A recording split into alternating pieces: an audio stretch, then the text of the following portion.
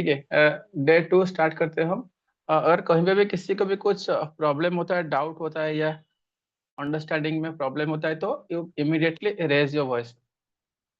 तो कल का जो क्लास था हम लोग डिस्कस कर रहे थे, जो हमारा नॉर्मल प्रोजेक्ट्स होता है आईटी में, हम लोग बोलते हैं कि हम लोग प्रोजेक्ट कर रहे हैं। तो नॉर्मली प्रोजेक्ट किस किस का टाइप का होता है प्रोजेक्ट। एक तो हो गया वेब बेस्ड, जो कि हम लोग ब्राउजर पे ओपन करके देखते हैं। ठीक है ना, जैसे हमारा हो गया आपका फ्लिपकार्ट एप्लीकेशन हो गया, अमेजन का एप्लीकेशन हो गया, जो कि ब्राउजर पे ओपन करते हैं। सेम फ्लिपकार्ट एप्लीकेशन को अगर आप उसका एंड्रॉयड आप प्ले स्टोर से जाके उसका डाउनलोड करते हो फाइल एंड उसको यूज करते हो अपने मोबाइल पे, तो क्या हो गया मोबाइल एप्लीकेशन। अगर एंड्रॉयड मोबाइल पे आप लोग यूज कर रहे हो तो एंड्रॉयड एप्लीकेशन हो गया। अगर आईओएस पे यूज करो आईफोन पे तो आईओएस एप्लीकेशन हो गया।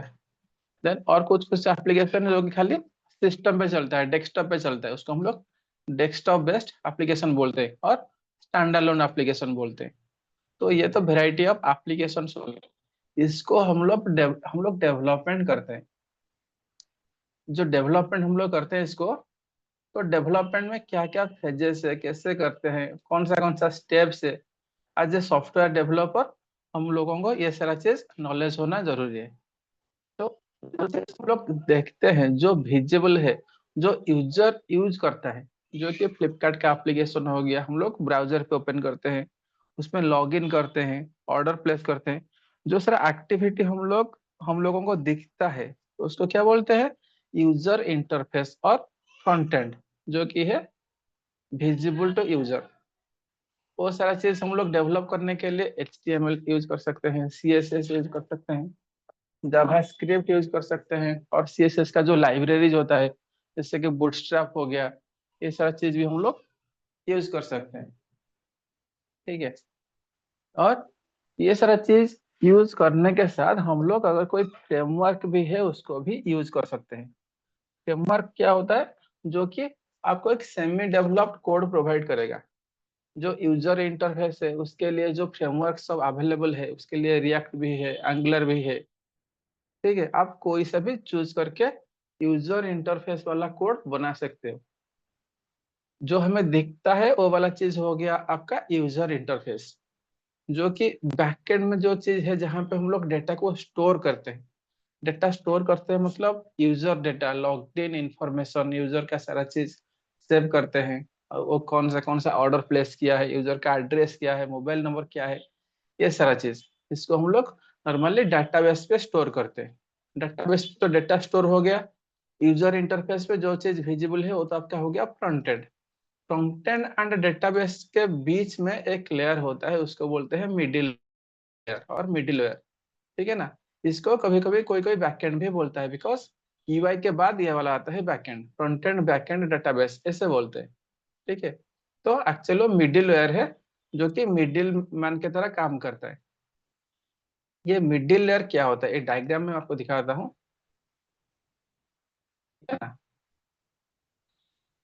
ये आपका हो गया लेट से, ये हो गया आपका डेटाबेस, ये हो गया मिडिलवेयर, और ये हो गया UI, user interface, middleware and database, ये जो चीज मैंने अभी सिलेक्ट किया। ठीक है, तो ये तीनों को मिला के हमारा एप्लीकेशन कंप्लीट होता है। Front end back and database ऐसे भी बोल सकते हो, यूआई MWDB ऐसे भी बोल सकते हो। और ये अब तक किसी को कुछ क्वेश्चन है तो पूछ सकते हो, नहीं तो थोड़ा वन स्टेप आगे जाएंगे। ठीक, तो आपका जो यूआई हो गया, मिडिलवेयर हो गया, इन दोनों को मिला के अगर सिंगल प्रोजेक्ट बनाएंगे, एक ही प्रोजेक्ट पे यूआई एंड मिडिलवेयर का आपको रखना है। जैसे कि आप कॉलेज में प्रोजेक्ट कर रहे थे, ये जो कोडिंग स्टाइल है उसको हम लोग क्या बोलते हैं, मोनोलिथिक आर्किटेक्चर। मोनोलिथिक में आपका यूजर इंटरफेस, मिडिलवेयर दोनों को मिला के एक सिंगल प्रोजेक्ट बनाते हैं, और उसके अंदर सारे का सारे कोड लिखते हैं। वो वाला प्रोजेक्ट जाके डेटाबेस को हिट करेगा, उसमें से डेटा निकाल के यूजर को दिखाएगा। तो इसमें क्या हो गया ना, यूजर इंटरफेस मिडिलवेयर दोनों टाइटली कपल्ड है, एक ही प्रोजेक्ट में सारे का सारे चीजें। कुछ भी चेंजेस करोगे तो पूरा का पूरा प्रोजेक्ट को ही हमें लेके डिप्लॉय करना पड़ता है। डिप्लॉयमेंट मतलब वो कोड को लेके सर्वर पे डालना होता है। जैसे कि वो डिप्लॉय हो जाएगा, that will be visible to all the end user. जो कि उसको यूज कर रहे हैं आपके एप्लीकेशन को। तो ये वाला पार्ट हो गया आपका मोनोलिथिक आर्किटेक्चर। मोनोलिथिक आर्किटेक्चर का ड्रॉबैक क्या हो गया ना, एक ही सिंगल प्रोजेक्ट में सब चीज है, कहीं पे भी कुछ भी चेंजेस होता है तो पूरा का पूरा प्रोजेक्ट को हमें डिप्लॉय करना पड़ता है। अगर कहीं पे कुछ गड़बड़ी हुआ, कोई डेवलपर कुछ गलत वाला कोड लिख दिया, तो पूरा प्रोजेक्ट ही हमारा डाउन हो जाएगा। ठीक है, तो ये हो गया इसका ड्रॉबैक। उसको ओवरकम करने के लिए हम लोग एक स्टेप आगे आगे यूजर इंटरफेस वाला कोड को सेपरेट कर दिया, मिडिलवेयर वाला कोड को सेपरेट कर दिए। यूजर इंटरफेस वाला कोड को जो सेपरेट किए, अभी हम लोग डिस्कशन कर रहे थे, उसके लिए कोई भी फ्रेमवर्क आप यूज कर सकते हो, जैसे कि हो गया रिएक्ट और एंगुलर।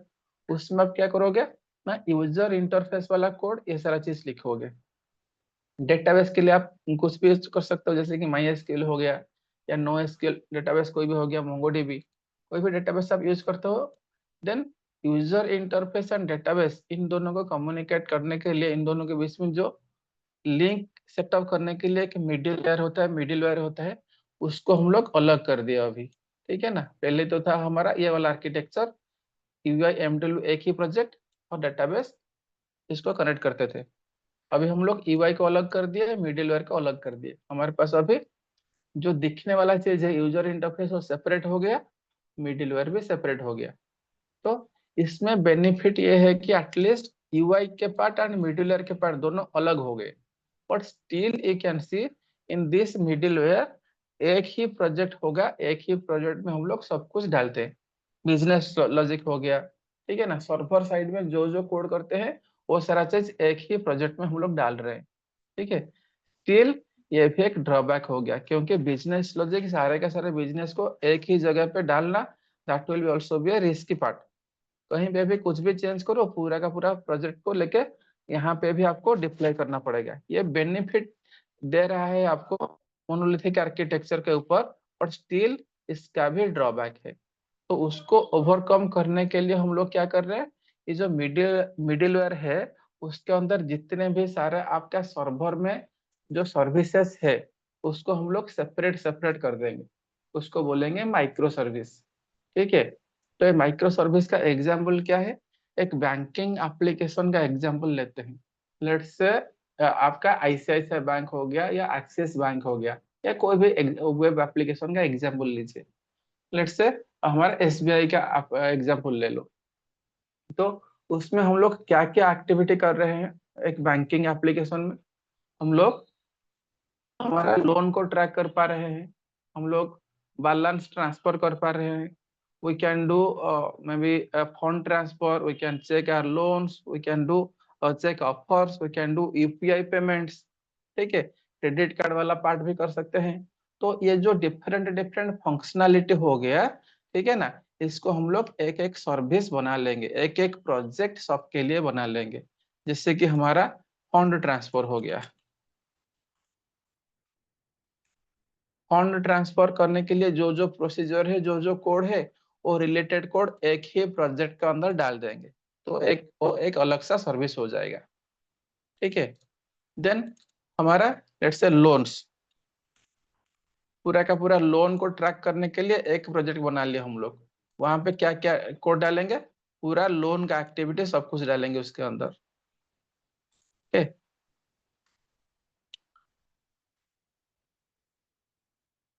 और एक हो गया लेट्स से आपका क्रेडिट कार्ड। क्रेडिट कार्ड का यूसेज से करने के लिए और एक प्रोजेक्ट हम लोग लिखेंगे। तो इससे हम लोग, जैसे क्रेडिट कार्ड हो गया, वैसे आपका डेबिट कार्ड भी होता है। ठीक है, और वैसे यूपीआई भी होता है आपका।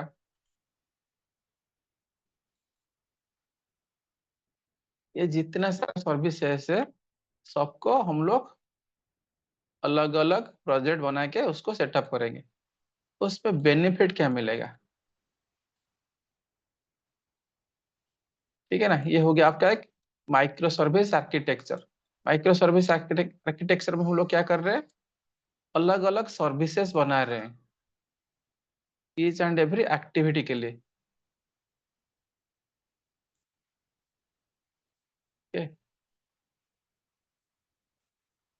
ईच एंड एवरी एक्टिविटी करने के लिए हम लोग क्या करेंगे, एक एक सेपरेट सेपरेट सर्विस बनाएंगे यहाँ पे, ठीक है। तो जैसे फंड ट्रांसफर हो गया, उसके लिए अलग सा सर्विस, लोन के लिए एक सेपरेट प्रोजेक्ट, क्रेडिट कार्ड का separate project, debit card, UPI, सबके लिए सेपरेट सेपरेट प्रोजेक्ट हम लोग बनाएंगे। तो यहाँ पे बेनिफिट क्या मिलेगा आज compare to the previous architecture?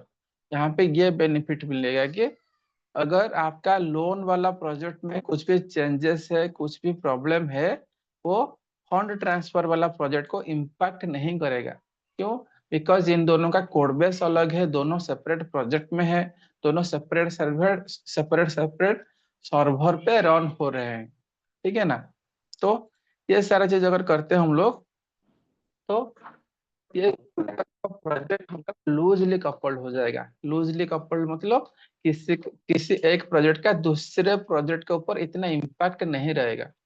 अगर आप चाहते हो इंटर सर्विस कम्युनिकेशन, वो भी कर सकते हो। वो कैसे करेंगे हम लोग कोर्स के अंदर देखेंगे, बट यहाँ पे हम लोग पूरा का पूरा प्रोजेक्ट को अलग अलग बना लिए फंक्शनैलिटी वाइज। तो इसको हम लोग क्या बोलते हैं? Micro service architecture. ये माइक्रो सर्विस आर्किटेक्चर में हम लोग independent service based architecture follow कर रहे हैं। सबका सेपरेट सेपरेट डेटाबेस हो गया, ठीक है। तो ये हो गया आपका लूजली कपल्ड। ये जो हमारा आर्किटेक्चर बन गया अभी, इसको हम लोग बोलते हैं माइक्रो सर्विस आर्किटेक्चर। देन ये जो माइक्रो माइक्रो सर्विस आर्किटेक्चर है, इसको हम लोग बनाने के लिए कौन सा टूल, टेक्नोलॉजी स्टैक, ये सब यूज करेंगे, वो भी देखेंगे, ठीक है। तो ये जो हमारा कोर्स है एंड अभी जो डेमो चल रहा है, that is on micro services. तो हम लोग ईवाई के ऊपर इतना डिस्कशन नहीं करेंगे, डेटाबेस के ऊपर भी इतना डिस्कशन नहीं करेंगे। We will focus on micro service development, ठीक है। माइक्रो सर्विस लेयर जो होता है फ्रंट एंड एंड डेटाबेस के बीच में जो लेयर होता है, उसको हम लोग क्या बोलते हैं अभी? Micro service layer. तो ये माइक्रो सर्विस को डेवलप करने के लिए आप बहुत सारे टूल्स, टेक्नोलॉजी स्टैक यूज कर सकते हो। एग्जाम्पल हो गया आपका पाइथन यूज कर सकते हो, गोलैंग भी यूज कर सकते हो, जावास्क्रिप्ट बेस कुछ भी यूज कर सकते हो, ठीक है, पीएचपी यूज कर सकते हो, जावा भी यूज कर सकते हो। हम लोग जावा के ऊपर फोकस करेंगे बिकॉज हमारा कोर्स है स्प्रिंग बूट माइक्रो सर्विसेज, ठीक है। तो स्प्रिंग बूट जो फ्रेमवर्क है, उसको यूज करके हम लोग ये मिडिल लेयर वाला कोड इसको डेवलप करेंगे using Spring Boot. And we will develop micro services. ये जो सर्विस हो गया ना, इसको छोटा छोटा सर्विस को हम लोग क्या बोलते हैं? इंडिपेंडेंट सर्विसेज और माइक्रो सर्विसेज। ये माइक्रो सर्विस बनाने के लिए हम लोग यूज करेंगे स्प्रिंग बूट। तो स्प्रिंग बूट का जो बेसिक कोर पार्ट है, वो हो गया आपका कोर जावा। तो पहले आपको कोर जावा जानना पड़ेगा। कोर जावा हो मतलब कंप्लीट होने के बाद जाके हम लोग स्प्रिंग बूट स्टार्ट करेंगे। एंड कोर जावा में कौन से टॉपिक हम लोग डिस्कशन करने वाले थे, कि हम लोग कल डिस्कस किए थे। क्या क्या डिस्कस करेंगे? जैसे कोई भी लैंग्वेज आप स्टडी करोगे, पहले तो लैंग्वेज फंडामेंटल्स देखना पड़ेगा, जिसमें आपको ये डेटा टाइप्स हो गया, वेरिएबल्स हो गया, कैसे कोड लिखते हैं, सेटअप करते हैं, ये सारा चीज हम लोग डिस्कस करेंगे फंडामेंटल कॉन्सेप्ट्स के अंदर। लूप हो गया, ठीक है, स्विच स्टेटमेंट हो गया, मतलब स्विच केस हो गया, कि ये सारा जो डिफरेंट डिफरेंट फंडामेंटल कॉन्सेप्ट्स, उसको डिस्कशन करेंगे। उसके बाद ऑब्जेक्ट ओरिएंटेड प्रोग्रामिंग देखेंगे जावा में। Then exception handling and multi threading. ये होने के बाद कलेक्शन फ्रेमवर्क के ऊपर डिस्कशन करेंगे। देन जावा 8 फीचर्स। जावा 8 फीचर्स क्यों यहाँ पे ऐड किया? अगर आप कोर्स कंप्लीट करोगे, जब आप इंटरव्यू पे जाओगे या कहीं पे रियल टाइम पे काम करोगे, तो अभी जावा का बेयर मिनिमम रिक्वायरमेंट है जावा 8 फीचर्स। जावा 8 में कुछ नया फीचर जावा में इंट्रोड्यूस हुआ था, जो कि जावा का प्रोग्रामिंग लैंग्वेज का स्ट्रक्चर क्या है, मतलब पहले क्या था, जावा में हम लोग बहुत सारे कोड लिख रहे थे, ठीक है। पाइथन आ गया, पाइथन में क्या हुआ हो रहा है ना, हम लोग कम कोड लिख के बहुत सारा ज्यादा फंक्शनलिटी अचीव कर रहे हैं। तो सेम काइंड ऑफ थिंग जावा में भी पॉसिबल है, ठीक है। वो सारा चीज जावा 8 फीचर्स में हम लोग देखने वाले हैं। And that is a most important and most asked questions in interview. Java 8 का फीचर क्या क्या है, एंड उसमें से आपको प्रोग्राम भी लिखना पड़ेगा, ठीक है।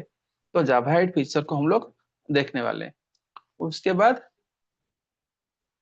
आईडी एक हम लोग यूज करेंगे, क्या बोलते हैं, आईडी, इंटीग्रेटेड डेवलपमेंट एनवायरनमेंट। आप अगर कोड किए हो तो कोई भी टूल यूज कर सकते हो कोड करने के लिए, बट जावा के लिए हम लोग यूज करेंगे एसटीएस, स्प्रिंग टूल स्विट उसको बोलते हैं, और एक्लिप्स। ठीक है ना। एक्लिप्स मोस्ट वाइडली यूज होता है जावा में। जो भी जावा बेस्ड डेवलपर है, एक्लिप्स उनका मोस्ट ट्रस्टेड आईडी होता है, तो एक्लिप्स हम लोग फॉलो करेंगे। उसके अलावा आपका नेटबीन्स भी है, ठीक है, इंटेलिजे आइडिया है, उसमें भी आप यूज कर सकते हो, but we will be using Eclipse in our entire course. Eclipse और एसटीएस, एसटीएस एक्लिप्स का ही एक फ्लेवर है, तो कोई सा भी यूज करो, नो इश्यूज। ओके, ये तो हो गया आईडी। देन जो माइक्रो सर्विस हम लोग डेवलप करने वाले हैं, उसको टेस्ट करने के लिए एक टूल यूज करेंगे, उसको बोलते हैं पोस्टमैन। पोस्टमैन ये हो गया क्या आपका एपीआई टेस्टिंग। जो हम लोग एपीआई बनाएंगे, माइक्रो सर्विस डेवलप करेंगे, उसको टेस्ट करने के लिए पोस्टमैन यूज करेंगे। ठीक है। प्रोजेक्ट मैनेजमेंट टूल, प्रोजेक्ट को बनाने के लिए हम लोग यूज करेंगे मावेन।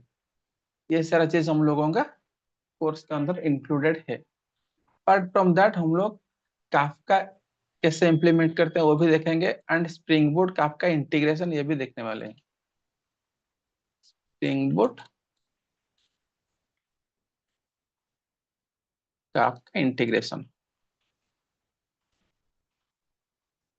ठीक है। तो अभी रियल टाइम में काफका बहुत यूज हो रहा है, तो उसका भी आपको कैसे यूज करते हैं, स्प्रिंग बूट के साथ कैसे इंटीग्रेट करते हैं, वो सारा चीज भी आना चाहिए, वो भी देखेंगे। देन जो भी आप कोड लिखते हैं उसको कहीं पे स्टोर करना पड़ता है, जिसको बोलते हैं हम लोग version control system.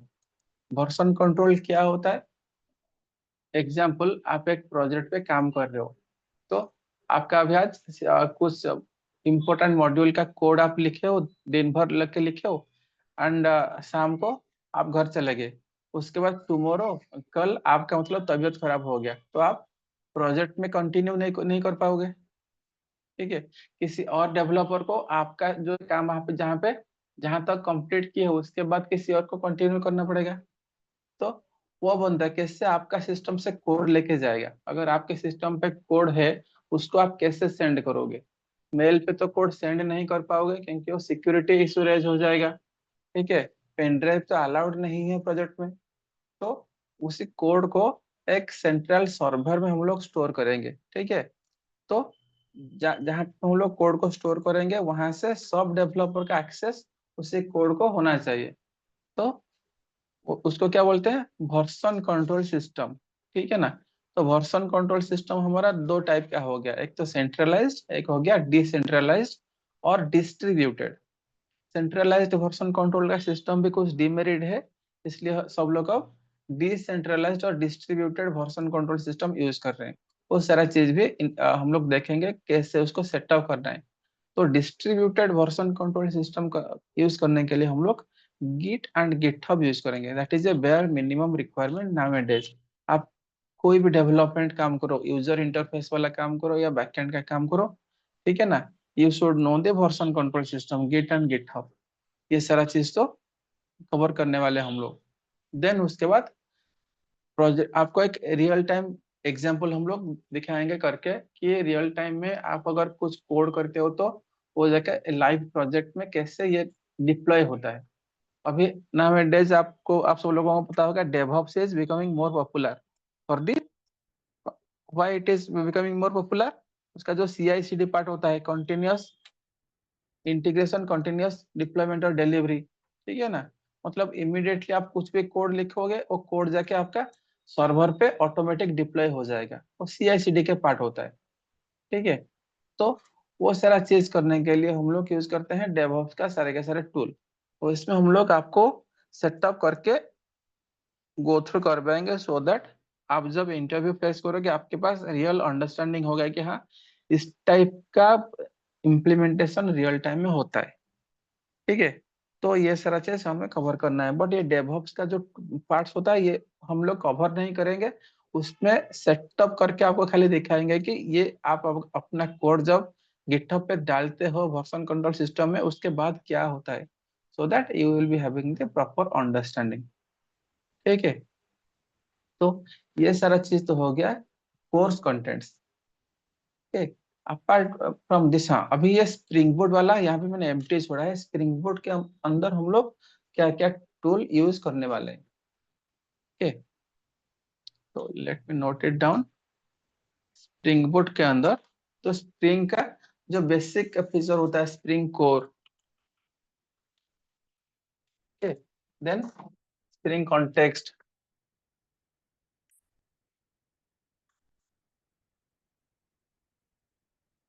Then AOP aspect oriented programming, इसको यूज करेंगे।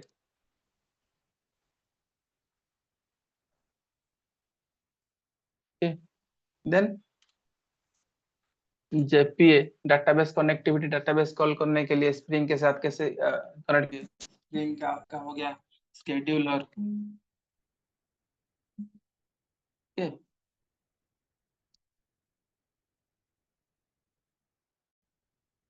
Spring scheduler. उसके बाद आपका हो गया स्प्रिंग बैच, बैच जॉब कैसे लिखना है। Okay, और inter service communication, lot of things are there in Spring Boot. Okay, each and everything we will be discussing in detail इसका Spring Boot का। ठीक है ना, जैसे कि और इसके साथ आपका जो कि अभी most asked question in interview, तो क्या आपका हो जाएगा माइक्रो सर्विस आर्किटेक्चर क्या है, मतलब डिजाइन पैटर्न क्या है आपका।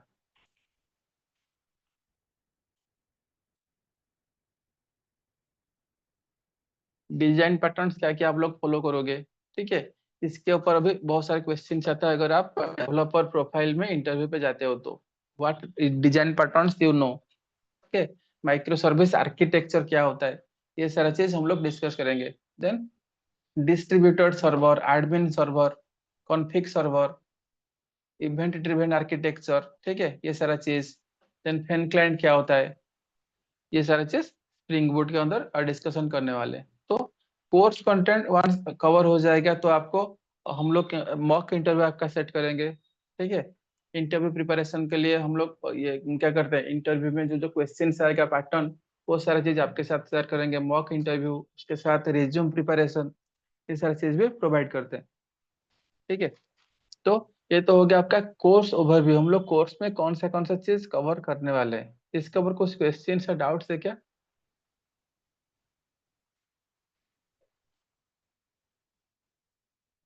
ठीक है, तो अभी थोड़ा बेसिक्स स्टार्ट करते हैं स्प्रिंग बोर्ड का। हम लोग नॉर्मली कोर जावा क्यों यूज करते हैं।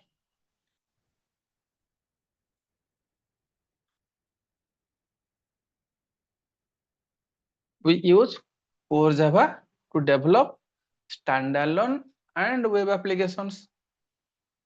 इसका यूसेज क्या है, कहाँ कहाँ पे यूज हो रहा है। कोर जावा यूज हम लोग कर रहे हैं to develop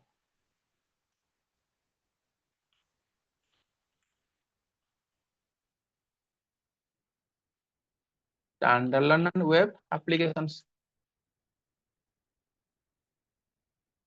okay, just minute.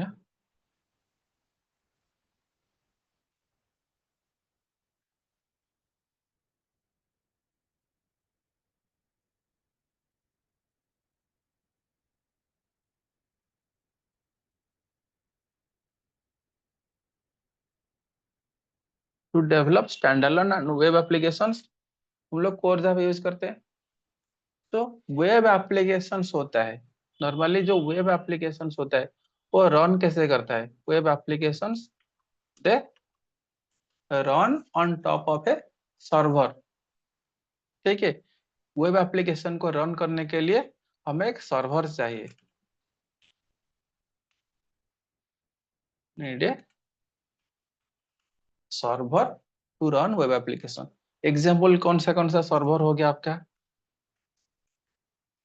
Normally जो वेब एप्लीकेशन रन होता है आपका जो सर्वर के ऊपर, वो कौन सा सर्वर होता है। एक तो हो गया टॉमकैट, ठीक है ना, अपाचे टॉमकैट होता है, नेटटी से बहुत सारे सर्वर हो गया। और एग्जाम्पल हो गया डेवॉस, ओके, तो ये सारा सर्वर्स होता है जिसके ऊपर आपका एप्लीकेशन रन होता है। तो हम लोग कोर जावा में अगर एक वेब एप्लीकेशन बनाते हैं, देन वो एप्लीकेशन को लेके एक सर्वर के ऊपर हमें डालना पड़ेगा, उसके बाद जाके ये प्रोजेक्ट रन होगा। ठीक है, तो वेब एप्लीकेशन जो हम लोग डेवलप कर रहे थे ट्रेडिशनल वे में, हम लोग क्या क्या यूज कर रहे थे? JSP and servlet. JSP servlet concept use करके हम लोग क्या कर रहे थे? वेब एप्लीकेशन बना रहे थे। ठीक है ना, ये हो गया आपका कोर जावा का कॉन्सेप्ट। कोर जावा में हम लोग जब पढ़ रहे थे कोर जावा, उसमें एक वेब एप्लीकेशन बनाना है तो हम लोग जे कोर जावा कंप्लीट कर रहे थे, उसके बाद जेएसपी पढ़ रहे थे, सर्वलेट पढ़ रहे थे, देन जेडीबीसी, ये सारा चीज हम लोग पढ़ रहे थे। ठीक है, कनेक्शन करने के लिए हम लोग क्या यूज कर रहे थे? जेडीबीसी, जावा डेटाबेस कनेक्टिविटी, ये कॉन्सेप्ट यूज कर रहे थे। अगर ये सारा चीज ऑलरेडी है, then why we should use Spring? ये तो ऑलरेडी जावा का फंक्शनैलिटी ये सब चीज है, देन व्हाई स्प्रिंग? स्प्रिंग इससे आपको किस टाइप का एडवांटेज प्रोवाइड करेगा जो जेएसपी सर्वलेट में नहीं मिलेगा? ठीक है ना, तो फॉर योर अंडरस्टैंडिंग, स्प्रिंग क्या हो गया ना, ये एक फ्रेमवर्क है। क्या है ना, ये एक फ्रेमवर्क है। Spring is a framework. Framework क्या होता है? फ्रेमवर्क आपको क्या प्रोवाइड करेगा? सेमी डेवलप्ड कोड प्रोवाइड करेगा। It provides semi developed code.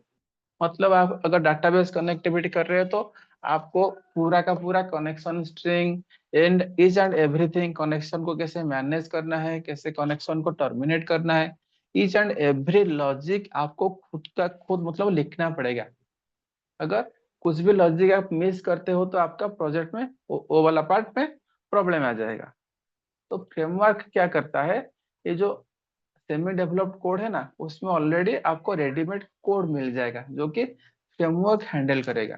तो उसमें आपका जो लाइन ऑफ कोड होता है प्रोजेक्ट का, वो रिड्यूस हो जाएगा। ओके, तो वो रिड्यूस हो जाएगा तो आपको बेटर फ्लेक्सिबिलिटी मिलेगा and it will save your time. Okay, अगर कुछ प्रॉब्लम होता है तो उसको डिबग करने के लिए भी आपको इजी हो जाएगा। ठीक है, तो ये बेनिफिट मिल जाएगा आपको अगर कोई फ्रेमवर्क यूज करते हो तो। जावा बेस्ड एप्लीकेशन के लिए spring framework is the most suitable one. ठीक है, इसलिए हम लोग स्प्रिंग को चूज कर रहे हैं। स्प्रिंग का एक पार्ट हो गया आपका स्प्रिंग बूट। स्प्रिंग बूट दो डिफरेंट चीज नहीं है। स्प्रिंग हो गया एक वास्ट स्ट्रक्चर जिसमें बहुत सारा चीज आता है, उसका एक प्रोजेक्ट हो गया स्प्रिंग बूट। स्प्रिंग बूट क्या हो गया? That is a part of Spring. Then Spring Boot में हम लोग क्या कर रहे हैं? We will basically focus on the micro service development. Spring में आप वेब एप्लीकेशन डेवलप कर सकते हो, माइक्रो सर्विस डेवलपमेंट कर सकते हो और बहुत सारा चीज भी कर सकते हो, but spring board is specially designed for this micro service development. So spring Boot का आइडिया आ गया। स्प्रिंग बोर्ड क्या है? Part of spring that is designed for the microservice development। ठीक है, देन उसका और क्या क्या बेनिफिट है? ये आपका पहला तो हो गया पार्ट ऑफ स्प्रिंग। देन ये आपका हो गया ओपन सोर्स। ओपन सोर्स हो गया कौन सा? Spring board. एंड ये हो गया आपका freeware. Freeware and open source, ये जो दो टर्म है, इसका मीनिंग कोई बोल सकता है क्या? What is freeware and what is open source? या both of them are same? Any idea? Freeware क्या होता है, ओपन सोर्स क्या होता है, या दोनों का दोनों सेम है?